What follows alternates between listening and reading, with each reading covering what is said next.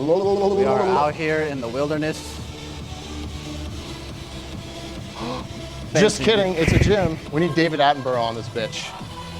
Got the beautiful lemurs in the trees and a bench press. A lurking Brian DeCosta approaches. I need caffeine. I need caffeine. Jeffrey Bezos. Elon. Jeffrey. Come at me, bro. I am a loser. All right, let's get into today's video. We got a good topic. I've been sitting behind the computer all day, guys, so I've been trying to bring out that energy so I'm not just sitting here like this talking about some fitness. Super Bowl Sunday, who you got? Bengals. Bengals, clearly. For what reason? Because 90% of LA doesn't even know they have a football team. The team's only been here for what, like 2 days? What does that have to do with the team? No, I also just think that the Bengals will win. All right. Brian DeCosta, shreddedforlife.com, here to get you shredded, keep you shredded, the good shredded. And we're going to be answering a question regarding feedback along your fitness journey as you start to transform. We're also going to be going through a push workout, chest and triceps to be exact. And on Monday, which will be in 2 or 3 days from now, depending on when I upload this, we're doing giveaway 3 of 3. If you've been tuning in for the last videos, I am doing a supplement stat giveaway courtesy of Core Nutritionals, the GOATs plural, everyone that works at Core, everyone that formulates the supplements, creates the flavors, best supplement company out there, no gas, no cap, all the things that the kids say. I'm fucking 30 years old. Let's read the question. Vincent, what's up, Brian? Not much, man. How are you? Vince here. I've been using your program for 1.5 years or so and have been seeing great results. Exclamation. Let's go, bro. Question, as you begin to change your physical appearance, people will obviously have their comments. What is your response to people when they say bodybuilding is dangerous? I say you're a pussy. Has this ever been something someone has said to you? Curious because it has been said to me and was wondering your thoughts. It's 4:05, I swear. Take my word for it. Maybe it's because the individual is making the comments is incapable of putting in the work. Let me know. Thanks, dude. Bravo. I'm going to insert that GIF. Whoever's clapping. It's a GIF, by the way. It's not a GIF. Anyone who says GIF, that's peanut butter. We love it. Hydrogenated oil and all. Vincent, this is a great question. Kudos to you. I think this is a topic that anyone could be interested in along their fitness journey, especially beginners, though. I think at the end of the day, saying bodybuilding is dangerous is like saying water is dangerous. You can die from drinking too much water. I know there's a technical scientific term for that. Perhaps someone can comment it. If you take in the proper amount of water that your body would like to take in, which is undoubtedly more than the average person takes in these days, especially in America, it's going to work wonders for you, cognitively, your physical performance. We got some bang bangs playing. Hey, Ed, guess what? Guess what 2022 is the year of? It is not. I won't guess. I just know it's not. No. You see what I'm doing, and I'm telling you that 2022 is the year of the tucked in. We mean business. We're bringing it back, my friends. I don't even know who the fuck used to tuck in their shirt, but I know there's some vintage ass photos from the 70s and 80s where men tucked in their shirts, and they were jacked, so we're doing it. So water can be both. Bodybuilding can be both. I think there's been emergence in the last 5 years of the darker side of bodybuilding on the interwebs. I think that's a great thing. I think transparency as a whole, really, for that matter, has, I think out of necessity, it has been just more so that way across many industries, just transparency. We're all more interconnected. But down the darker rabbit hole of bodybuilding, I mean, there's endless examples we can see online. There's been a lot of deaths in bodybuilding. I don't really keep up to date with bodybuilding, especially the IFBB or anything like that. Nothing against it. I think it's super inspiring. I'll watch the Mr. Olympia, but it's not really, I don't know, it's not really why I'm into fitness to begin with. I don't even care that much about bodybuilding, to be honest. It's like a tool that I use to harness the way my brain is designed to stay motivated to go to the gym, because if I didn't do bodybuilding and competitions, I just think I wouldn't have that much of a pull to train as hard as I do in the gym. Super, you guys know how my videos go. Okay, so just rabbit hole right there. But yes, premature deaths in bodybuilding driven by primarily performance enhancing drug use.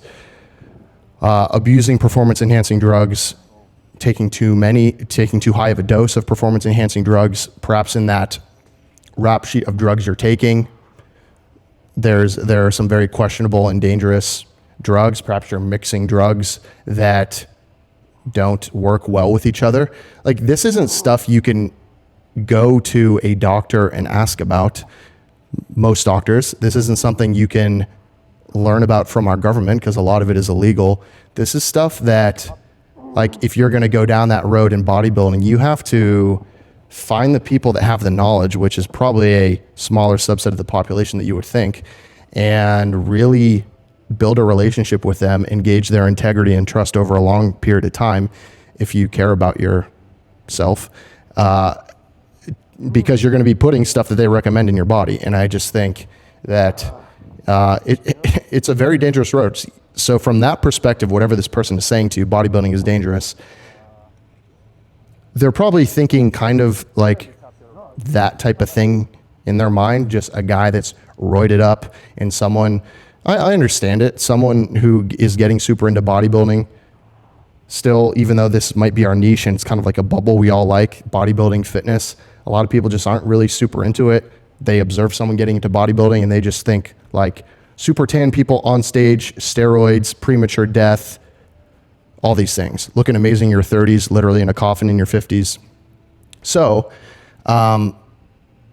quick story for me, I did have a neighbor, a guy who lives across the street from me, lived across the street from me in my parents' neighborhood when I was growing up. Amazing family, amazing human beings. I don't know if my neighbors are watching, but like, this is not, he was looking out for me, but this doctor, who is an emergency doctor, very well-informed. He's been in the profession for like 30 years. I remember I was mowing my lawn one morning. It was like my freshman or sophomore year of college. I went to college in my hometown, so go home and like help with stuff. But like, he came up to me and basically said to me, and this is after like 2 or 3 years of lifting, that I probably shouldn't get any bigger. And then he went on raving about fish oils and omega-3s after that, which that is true. You should all be taking your fish oil. It's super important. But he was basically warning me, like almost insinuating that the size I had already built, which pales in comparison to what I look like now, is like becoming dangerous. And I think he might have thought I was on gear, perhaps because he saw me grow up through high school. I was a skinny kid, and then I started training super hard in the gym. 2-3 years go by and I gained like 30 pounds, 20-30 pounds. Here's an honest question though. How does someone not ugly face lift? I've actually attempted during strenuous sets to not ugly face lift. Okay. And I just don't think, at least for myself, it's not possible. Are you saying lift normally though? Because if I put like 5 pounds on it, I could do normal face. No, I'm saying like simultaneously while getting a good workout. Okay. I've just looked at myself in disgust, editing workouts the last 3 years, like, I'm so fucking ugly. No, you can't. No. You can't do it. Can't. If you're not ugly when you work out, you literally don't train hard. Moral of the story. That's when I'm doing flies, especially high to low, which will emphasize the lower chest fibers. I'm focusing on sweeping down, and I'm focusing on bringing my elbows and pinkies close to each other. So it's like a sweep under, like I'm about to catch like a big balloon ball, a big like Bosu ball or something with my hands. Like I'm scooping under as if like I'm like gonna hold a boulder or something. Whew. And now it's hard, so I can't speak. Come on. Here is like conclusion number one. I answer these as I go, so I don't even know how many conclusions there will be, but this is a big point I'd like to make here, is that most people have your best interest in mind, truly, and they want to see you thrive and do well and be safe, genuinely. You know, when your parents are upset at you for some decision you may have made that you have reasoned out for a long period of time, perhaps it's aligned with a passion of yours, and they expressed some bad things about that, like some disdain for that, like, I don't want you to, you know, veer off the path or start your own business or something. It's not necessarily them saying that they don't believe you can do it, which is the message a lot of people would receive. They're more so saying, I'm scared that you will not thrive in the future, and I want you to be safe, and I want you to do well. And it's out of that genuine love. It is purely love that I am giving you this feedback. But the way that we receive it is this person doesn't care. This person doesn't have my back. F this person. Let me get my words together. I like to assume that people have good intentions. I believe all people are inherently good people. Maybe there's some like one-off like chemical imbalance type people where they're evil, but I think most people are good people. They want their friends and those close to them to thrive. And I would say, Vincent, that this person probably wants you to thrive, and they're just hitting you with a warning sign of like what the dark side of bodybuilding looks like, even though you probably know that. Last thing I will say about it is, as you get older and you are further into bodybuilding or whatever your fitness journey may look like, you've been putting in the months, you've been putting in the years, you can't help but become more grounded in why you do what you do, why you are partaking in fitness related activities. If you're not, you wouldn't be at the point you are, you would have given up. Everyone's reasons for staying in shape are unique. I did allude to earlier, I don't care that much about bodybuilding other than the fact that it is a nice tool that I use to harness competition and having an end goal to stick to my goals and stay on my fitness journey. Remember, guys, to keep your elbows tucked in. This is elbows flared. Not good. This is elbows tucked in. I'm gonna call you out. This is a mistake you make a lot. You'll have much better luck staying stable when you focus feet up first. I say this with every set. Just focusing on form in your setup. Setting up before you even start the set is a part of the form. Ground up or feet up. So a little bit of a wider base, some slight knee flexion. So instead of being locked out, which will render us a little less stable, like you're ready to sprint. A little wider, feet angled out. And that way, we're able to tighten our glutes, and it's a much firmer base. Think of someone coming up and trying to run and knock you over. Are you gonna have better luck here, or if you're just standing straight like this with your knees locked out, right? Same idea here. So we have that firm base, and then we're able to really, from that solid foundation, create proper tension within our triceps. Again, keeping our elbows in. It's like another analogy of this is like, you're not gonna build the foundation of a home with balloons. No, you want it to be cement, right? Where there's not gonna be a house that exists for very long. So ground up first always, and you'll have better luck with your sets. I work out because it makes me feel great mentally. I feel sharper. I feel like I can do more. I can be more effective during the day. I can think deeper thoughts. I can feel deeper emotions. I look better. My body performs better going about the day. And it's just a huge stress relief. And for me, it's fun, and fun in quotes. Like, there are blips of time in the gym, especially if I'm with a training buddy, anyone but Ed, who I currently train with. Ed sucks. No, I'm just kidding, bro. If you're even watching this. Like, there's blips of time that are fun in the gym, right? Even though like getting there might be a chore every once in a while, like it's a fun activity. That's why I do it.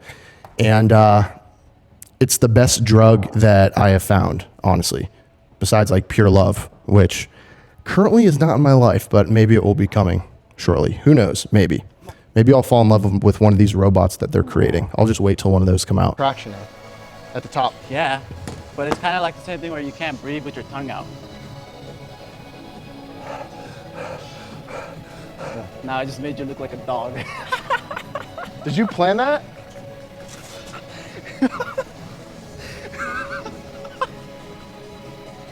Why do you think I? That might be the best you've ever gotten me.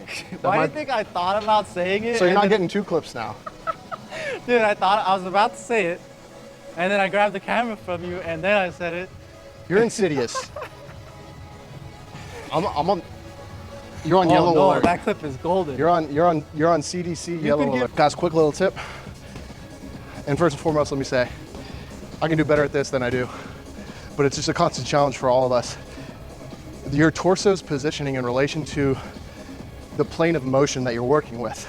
In this case, it would be incline, right?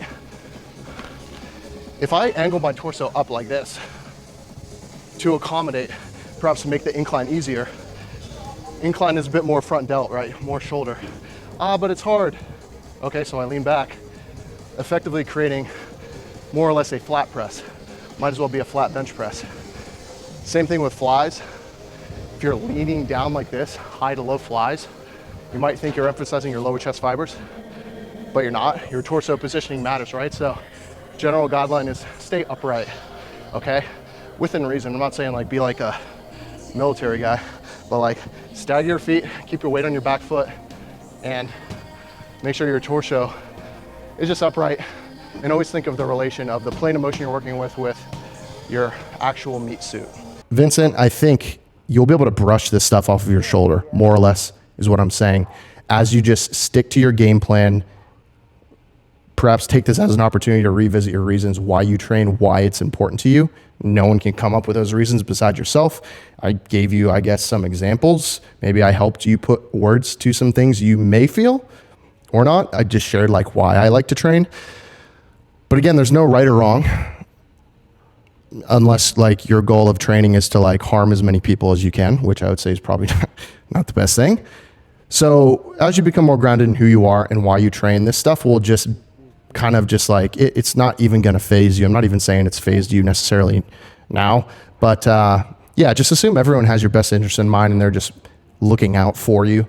And I like to listen always, but value rarely / only when it's warranted. As in, I'll hear anyone out and I will genuinely listen and try to make sure I understand exactly where they're saying and what their perspective is, where they're coming from. And then I will evaluate that for what it is. And if I think they make a valid point, who knows? I may shift my belief on something or try a different action. But if it doesn't pass my BS detector, I'll just be like, obviously not rude to them, but more or less after we finish talking, I'm like, okay, that's going out the other ear. Like, I'll forget that. Like, because, you know, not everyone's opinion is valuable to you. So anyways, my friends, stay fighting that good fight. Love you guys. I hope you guys found this video helpful. Hopefully I can make this clip work with the talking clips, because this was more of an education type video. Little rah-rah education, motivation, little space travel. Jeffrey Bezos. Shout out to Bo Burnham. All right, guys. Brian DeCosta, shreddedforlife.com, here to get you shredded, keep you shredded. The good shredded, not the unhealthy shredded. Giveaway on Monday. Please actually like the video and comment questions. Hello, friend watching this. If you enjoyed this video, maybe you have a question. Maybe it's related to fitness and maybe it's not. Maybe you would just like to know the color of my socks or what my cat is batting at on the ground over here. Whatever it may be, you can ask the question. Woo! See ya.